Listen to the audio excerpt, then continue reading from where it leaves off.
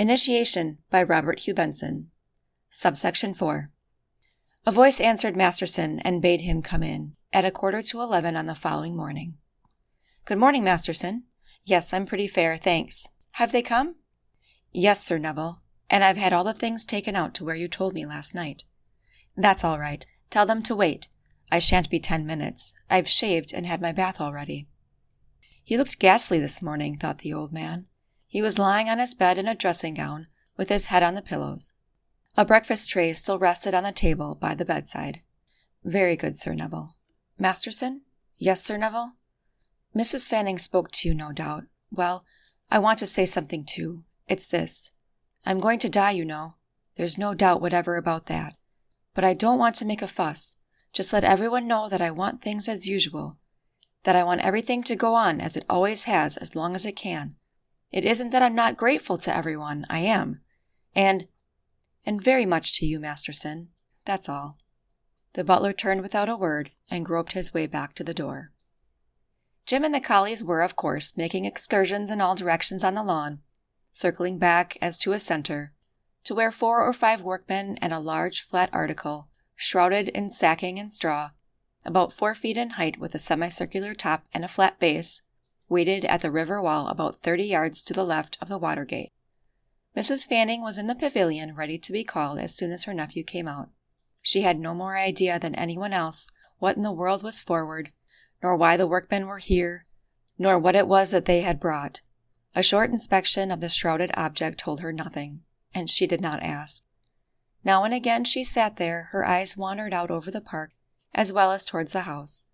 She had written to Mr. Morpeth a couple of days ago, as she had told Neville last night, suggesting he might come and see her as soon as they got back. She wondered whether he might not come this morning. Then, as she turned once more, she saw Neville coming down the steps, and got up to meet him. Certainly he looked gaunt and shrunken, even more so than last night. It was seeing him here, she thought, in the morning October sunshine, coming across the familiar lawn, which seemed to her a kind of natural background for him, that made her notice it. Jim was already with him, she saw, and Jill was becoming hysterical. "So here we all are," he said, as he saw her coming down the steps. "Yes, you come too, Jim. I want your criticism." "My what?" "I want to know what you think of it when you see it." "See what, Cousin Neville?" "It," said Neville. The workmen saluted as the 3 came up. Neville wore a soft summer hat pulled rather forward to hide his scars. He returned their salute. 30 yards from the water gate and 30 from that tree," he said, pointing. "Oh, I see you've marked the place. That's all right. Why, here's Mr. Morpeth." That unromantic figure was just coming up from the garden gate that opened onto the park. "Look here," said Neville to the men. "You understand the idea, don't you? It's the number 3 drawing I'll have, the one I sent back marked. I want the bottom edge of the relief to rest just on the edge of the wall, and a shallow arch to be built over it." He gave 1 or 2 further directions and answered a few questions. Then he turned with Anna to meet Mr. Morpeth. "And you might just unwrap the thing," he said over his shoulder. "I want to see it before you actually put it up. Yes, Jim, you stop and help them. Aunt Anna, you might as well stop too, won't you? I want to talk to Mr. Morpeth alone." "I'm going into the house directly," she said. "You can have the pavilion to yourselves." As she sat in the morning room, looking out over the garden and trying in the intervals to add up accounts, once more she was aware that she was disconcerted. Somehow the whole matter was not happening in the least as she had rehearsed it in her own mind. She had had her agony all alone, first in the drawing-room of the nursing home, when the news had been told to her, then for nearly 36 hours in Elizabeth Street, and this had culminated, and more or less ended its acute stage, as she told Neville that he could not live. From that agony she had viewed and mapped out the prospect before her, and her first little shock was Neville's manner of receiving the news.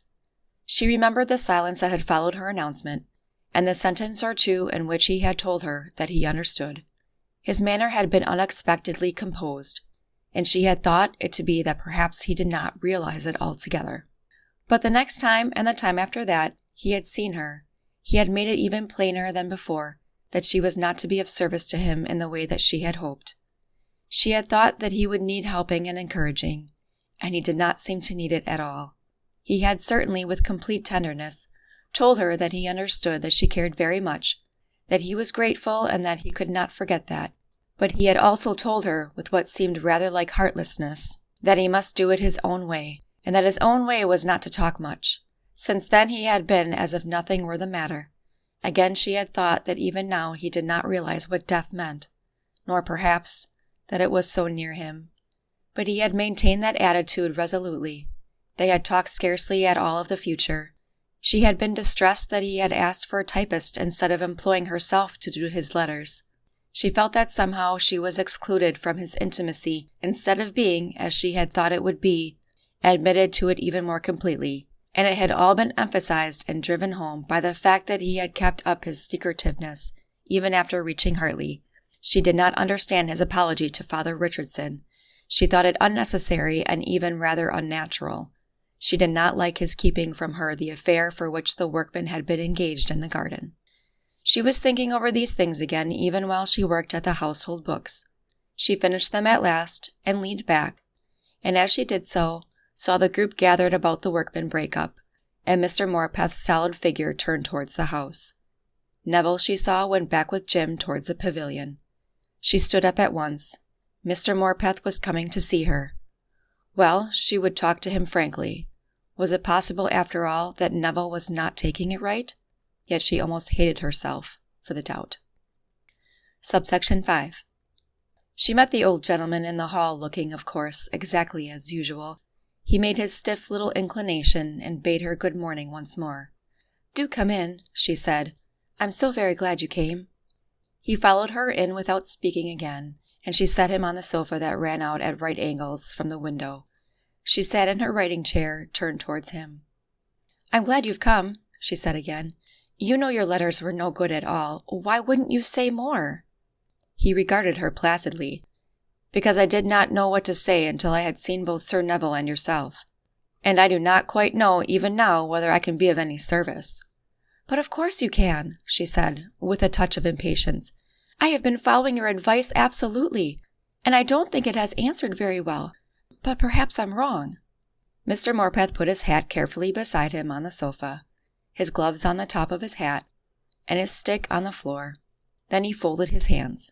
He resembled a stockbroker who composes himself to listen to a client. "Will you be good enough to tell me what you think is unsatisfactory?" And then, without warning, her emotion rose and gripped her.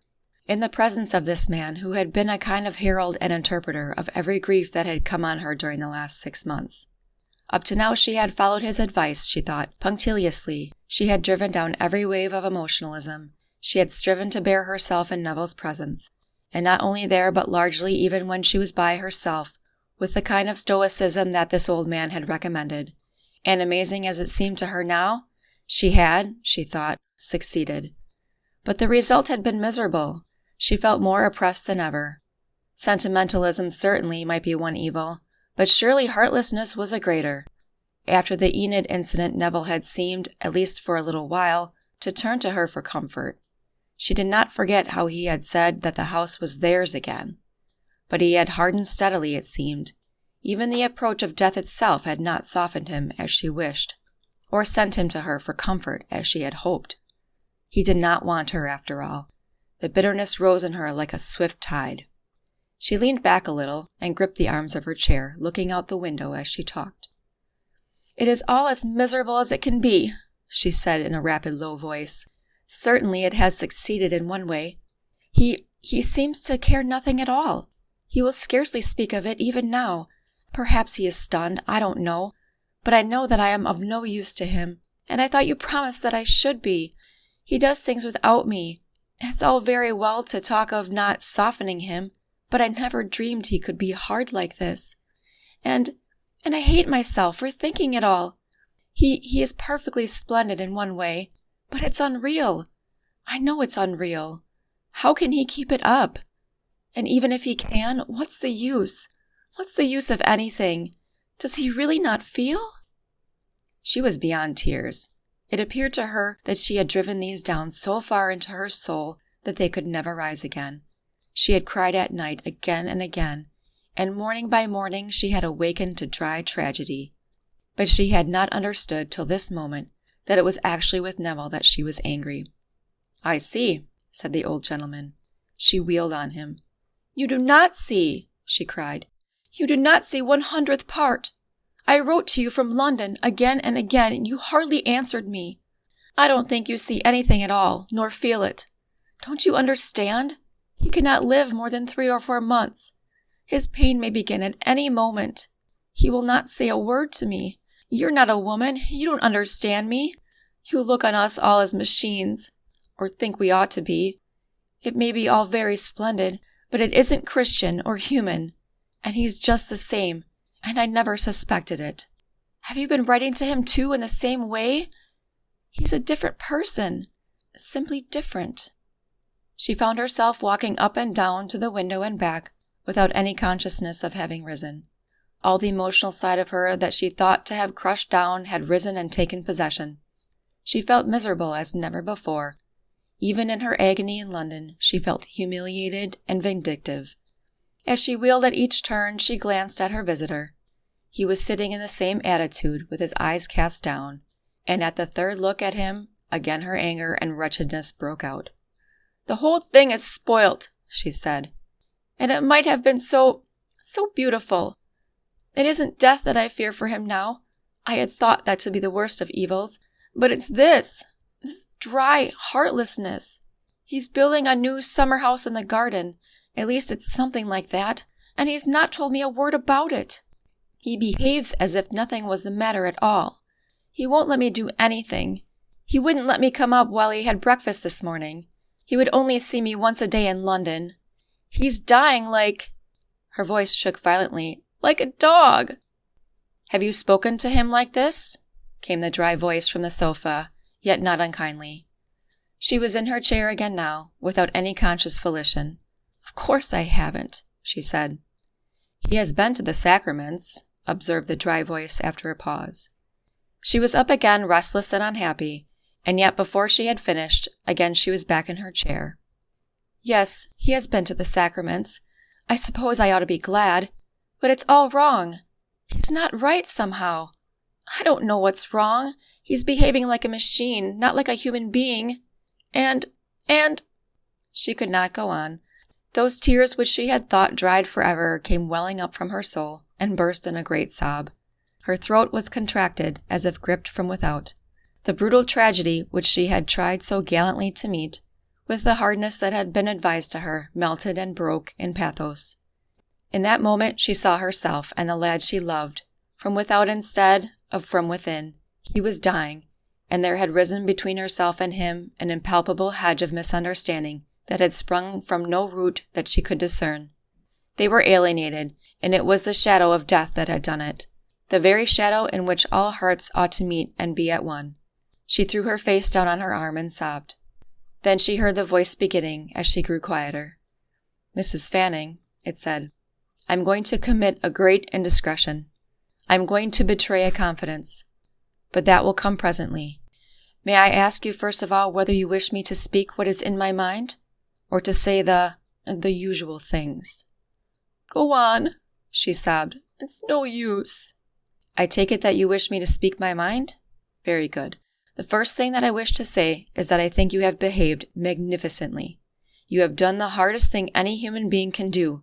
You have acted and spoken contrary to your heart because you saw it to be right." She shook her head, and she felt for her handkerchief, but she could not speak. "That is all the praise I have to give. I am speaking to you now, Mrs. Fanning, as I have never spoken to you before. You wish to know, no doubt, why it seems to you that our plan has failed. As a matter of fact, it has not failed, as I shall endeavor to show you presently. But you think it has failed because you are giving way to jealousy again." It was like a dash of cold water on her soul. She had spoken to him of her jealousy before, when Enid was concerned, but it seemed to her a kind of outrage that he should dare to speak of it now. She sat up, white and trembling. His eyes were still cast down, but he raised them as she stared. She dropped her own. Jealous? How could that be? Of whom was she jealous? "Just at present," went the unrelenting voice, "you are hardly thinking of your nephew at all. You are thinking of yourself. You complain that he is hardened. You mean by that he turns to God, and to the eternal verities for comfort instead of you. You are jealous of God." A very curious little ring came into the old man's voice. "I will show you presently that is so, but you might have guessed it. At least you ought to have assumed it, now that he has come back to the sacraments. But in your heart you have been thinking of yourself. In words and actions, as I have said, you have been magnificent, since you have acted contrary to your jealousy. But within you have not really conquered jealousy at all. First you grudged your nephew to a woman who might, for all you knew at first, have been worthy of him in every way, and now you are grudging him to God. You want him for yourself. He is not naturally a stoic nor heartless. You ought to have recognized that. Then how can he appear so— that you had not thought of that, had you?" She was feeling with every word that he spoke, not its truth so much as its inevitability. He did not seem to her so much to be a person saying true things, as a voice revealing the obvious. He appeared entirely dispassionate. She could not even resent what he said. Her own tension had been too great during these past weeks for her to understand the truth for herself. Now it was unrolling before her as if mechanically. "I said 2 things just now," he continued. "The first was that I must betray a confidence, and the second, that I would prove to you that our plan had not failed. The 2 are one." She watched him as a dreamer looks on his vision, as he drew out of the breast pocket of his gray button coat a pocketbook, and out of the pocketbook 3 or 4 sheets of paper. "Here are 2 or 3 letters Sir Neville wrote to me from the nursing home. I will read to you a few extracts." He turned the pages, searching for what he wanted. "Here is the first," he said. "Listen, please, Mrs. Fanning. It is quite impossible," he began to read, "to describe the change that has come to me. I want to talk to you about that later. But I feel a completely different person. I used to fear death and hate it. Well, one part of me fears and hates it now, but that part is not myself any more. I suppose it's the physical side only. Myself does not fear it at all. I am doing exactly what you wrote to me. I am not talking to my aunt about it more than I am obliged. She seems to understand perfectly without that. I suppose it is pain that has done this in us both. She has been splendid, first about my trouble in the summer and now about this. I suppose she has known the truth of things all along." He paused, put away the sheet, and turned another, all with an astonishing deliberateness. "Here again," he said. "I know I can keep it up now. I feel at present that I could keep it up forever, but I suppose that is not so. But at any rate I can do it for 3 or 4 months, and I shan't need to more than that, Hansworth tells me. Of course I have bad times, when I am terrified, when I want to run to my aunt like a child, but I know I should be ashamed afterwards. Death seems to me now the greatest thing in the whole world. As I said in my other letter, myself knows that perfectly well. I can't form any kind of picture of what happens after death, and I have given up trying. The main outlines, of course, are all right, purgatory and so on, but I can't even begin to imagine what it will seem like." Again he paused and turned a page. "The bad times I spoke of are simply physical. I recognize that now. But I see they are not myself. They are rather like the bad times I had in the west bedroom when I first moved in, as you advised. I see one has got to get through them before one can do anything, and that one can only get through them by accepting, and not either resisting or yielding to, the thing that's behind. I am putting it very badly, but I hope you will know what I mean. I must thank you—" He stopped. "And there is one more passage about you, Mrs. Fanning. Ah, here it is. I can see that my aunt has her bad times too, but she is quite splendid. Yesterday I very nearly gave in. I had had a bad night, and I think she must have had one too. But I remembered what you said, and held tight. I could only do it by playing the fool rather, and I think she must have thought me rather heartless. I am sorry if she does. She manages to keep steady without anything of that sort. Well, I can't always. I think that's all I need to read, Mrs. Fanning." He folded the sheets and put them carefully away again in his pocketbook. She sat motionless. "I kept these," he said, "in case they were needed. I thought perhaps they might be, from the tone of your letters, and I brought them with me this morning for the same reason. I need not say that your nephew has no idea in his mind that I could ever betray his confidence. Well, I have done so." She passed the tip of her tongue over her lips before she tried to speak. "Neville wrote that?" she said. "Sir Neville wrote that. But that is not all. If you will look out of the window, Mrs. Fanning, you will understand even better." She rose without a word and looked out. The lawn was not 50 yards across, and she could make out well enough what it was that the workmen had uncovered at last. Neville on the terrace was leaning on his stick, with his back nearly turned to her, and Jim by his side was holding his hand. They were both looking at the great arched relief in blue and white that leaned against the wall. She turned back from the window, and with tearless eyes saw that the old man was smiling.